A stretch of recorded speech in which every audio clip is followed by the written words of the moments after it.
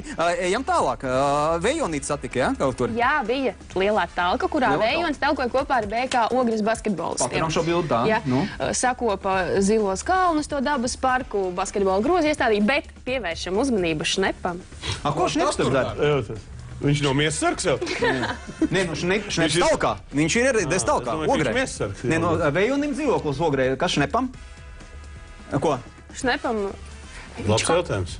Labs jautājums. Viņam taču arī jākontrolē visu procesu. Bet šeit man atgādināja, ka tajos Krievu video un bildēs, ka tur ar kāds no foniņa. Edgars gribēja tā pazīmēties, ja? Es arī tā esmu. Par lielo talku sākam, par lielo talku turpinām.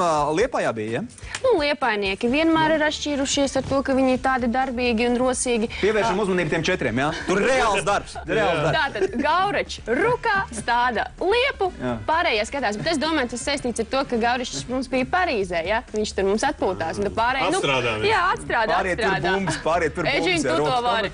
Rokas kabatā, briesmīgs. Futbols. Kā man patīk futbols, jā. Labi, brienam tālāk.